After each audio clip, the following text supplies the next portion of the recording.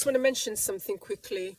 So the investment market is down right about now, and a lot of people are worried. A lot of people are scared of their investments going down. If you've already been doing the work and doing research and learning about what investing entails, companies' cash flow, their profit and loss, how to set your own stop loss when you're placing a trade. If you know those things already and you're on your way, then now the right time to purchase stock, shares, especially when the market is down. I mean, I'm sure most investors are hoping the market's going to go down further so that you can capitalize on stock purchases, because later on in the year the stock market will be riding high. It will be bullish. At the moment it's bearish, which means it's on a downtrend, and it may go down further, because it always, since I've been investing anyway, it's always gone down around this time of the beginning of the year up until mid to late spring. So from then onwards, the market will become bullish, and it will swing to an uptrend. Yes, there will be peaks and troughs throughout the year, but this is the most significant time where the market is on a downtrend, and it's basically a sale, and you just grab up as many stocks and shares as you can at the lowest price that you can, so that when it does hit its high later on in the year, you're in profit. So when it's a red season, don't be fearful. Get focused on the stocks you want to own. Wait for them to hit the right, the lowest price. So just be watchful. A good way of doing that is you need to know about resistance and support and resistance. So support is when the market is at a stable low. So it always hits that plateau, should we call it.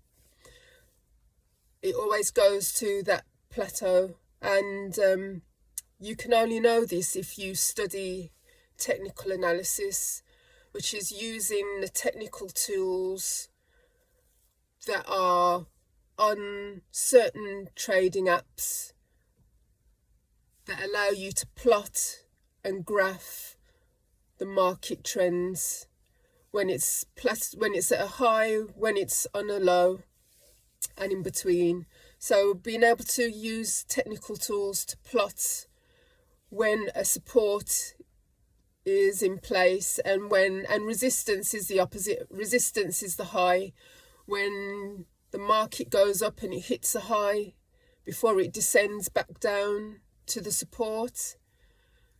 So support is the low and resistance is the high. So when it goes up and it plateaus and fluctuates in between.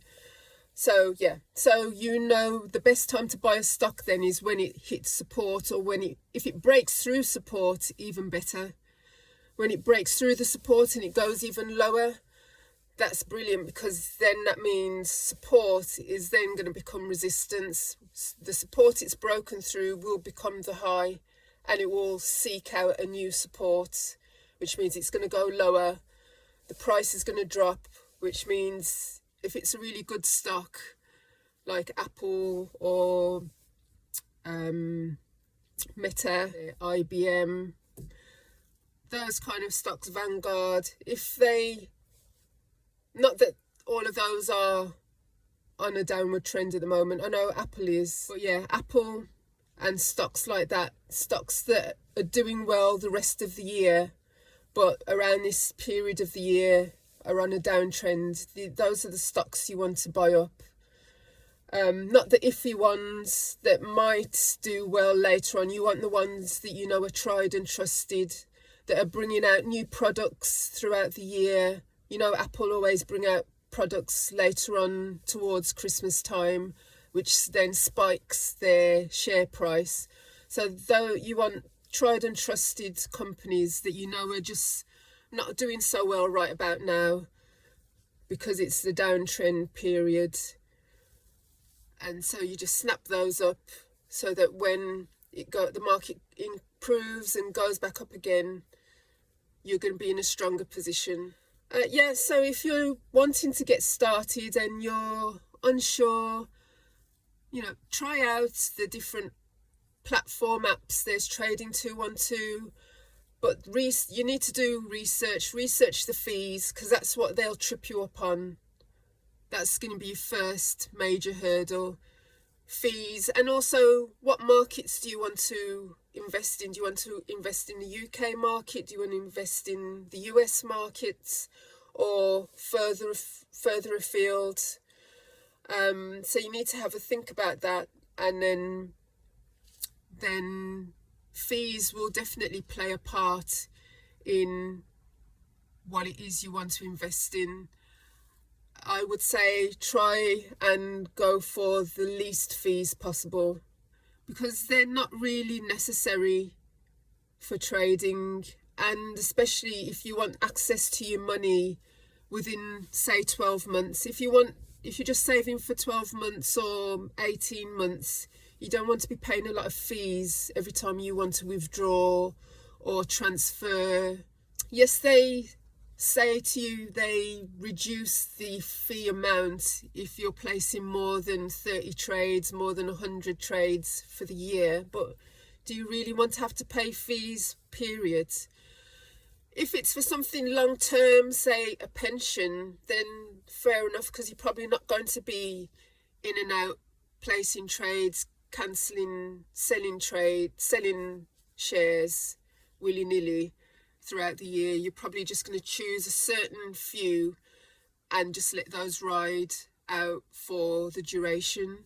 But if you want to do more trading day to day, week to week, on a monthly basis, you want something that's not going to charge you any fees.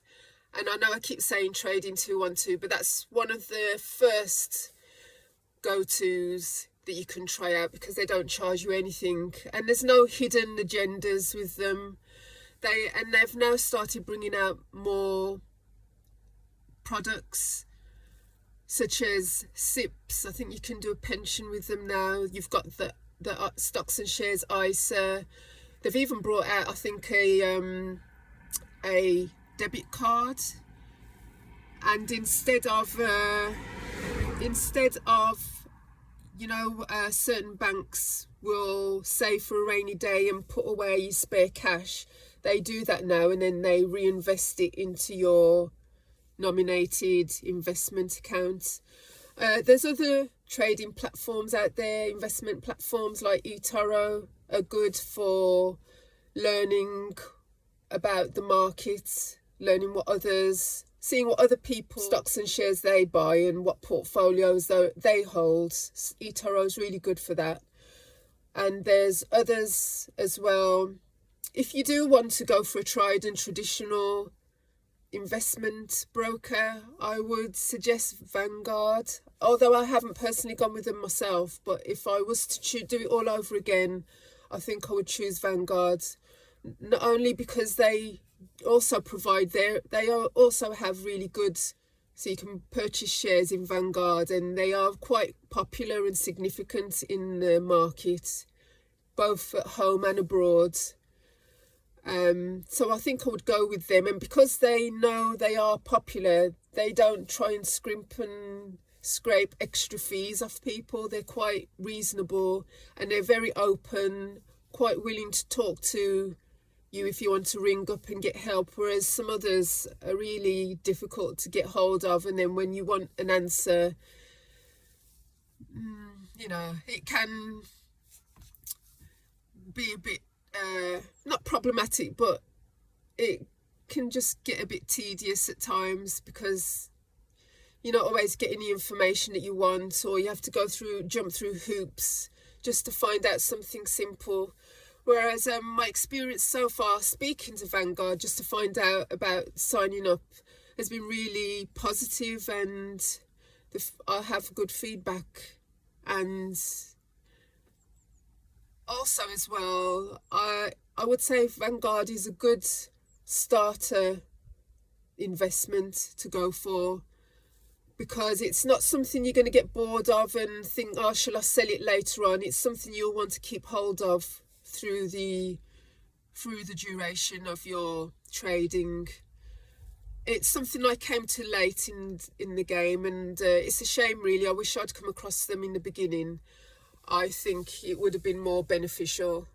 So yeah, just to get you started anyway, just to get the ball rolling. But if there's any other questions you want to ask me, and I'm sorry if I'm shouting, I'm in the outdoors, and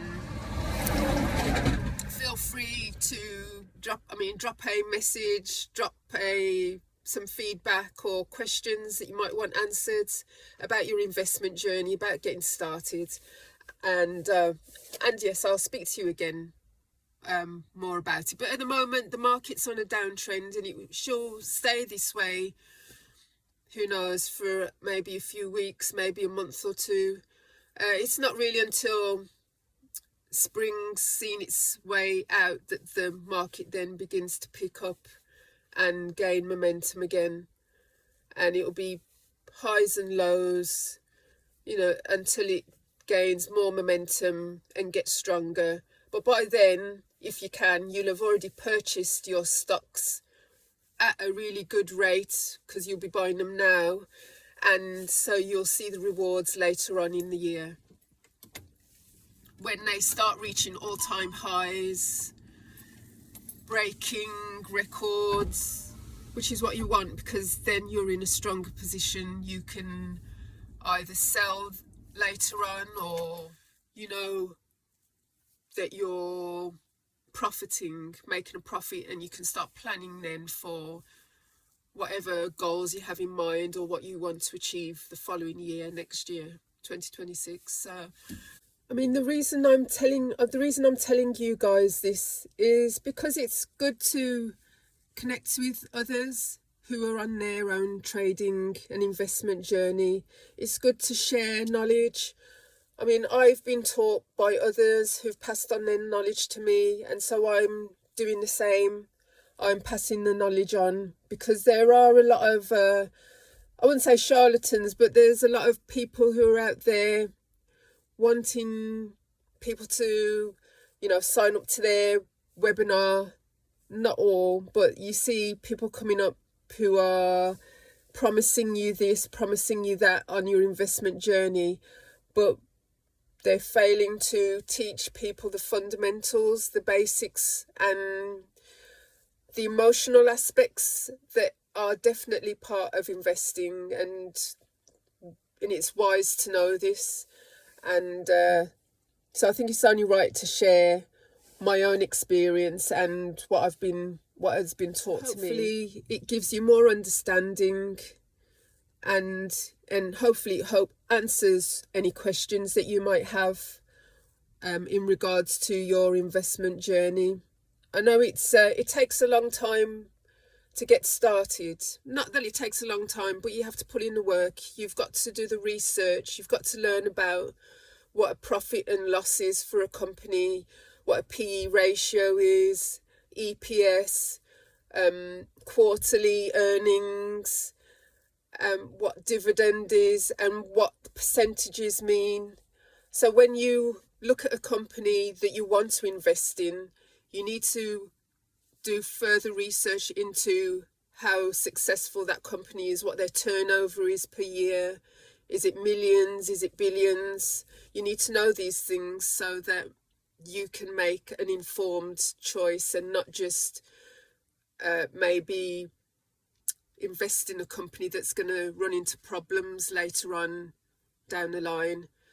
Because companies are just like us. They're turning over millions each year or each month, but what are their overheads? Have they got loans? Are there any debts they have to pay out? Have they been fined for something, and they're having to pay out millions or billions to, a higher official or something like that. So, and these all impact a company's performance and share price. So you need to know, and just, I mean, you don't have to understand it thoroughly. It will come with time.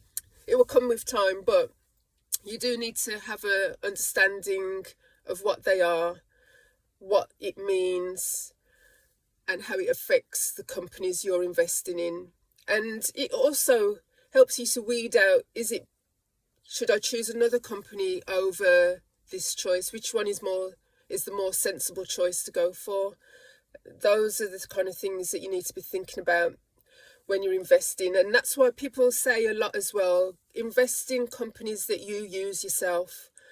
So if you like you like to buy trainers and you like Nike, then go for companies you spend your money with, and other people do religiously, or and especially seasonal, at different times of the season. Now, in spring, people want to get outdoors, want to exercise, so they're going to go to their local Nike store, the local JD store, and purchase. So, they're a going concern in terms of stock markets. What else? Then you've got shopping, you've got your Tesco's. Tesco's do shares. Who else do shares? Waitrose, I think. But yeah, you want to go for well-established companies like Tesco's. Not that but yeah, Tesco's are a good one to start with. Greggs, you've got, then you've got water utility companies. You've got electricity companies. And so go for things that you use. Virgin, Vanguard, like I mentioned before, banks, HSBC, Barclays are good, very good. And then you've got your Lloyds. I started off with Lloyds, to be honest, in the beginning, but now I would recommend probably HSBC or Barclays. Lloyds didn't really, it was okay, but there's a lot more progressive, proactive banks out there that have more international appeal as well, and so that makes them a stronger contender. So so go for things that are tried and trusted. Netflix shares, there's Disney out there, there's Amazon, obviously Apple, as I mentioned, Google, Facebook. So those are kind of the most popular investment companies as well for younger generation, shall I put it, for the younger crowd. They like to invest in those kind of commodities. See what top investors like Warren Buffett invests in. He loves like Coca-Cola, Walmart. He likes the traditional American stocks, doesn't he? He goes for those. So a lot of people like to invest in what he invests in. And there's other investors out there. So it's worth looking around. It's worth learning from others as well, from the, older heads, shall we call it, in the game. Yeah, that's all I've got to say right now. And thank you for taking the time to listen. And I'll speak to you next time. So thank you. Bye.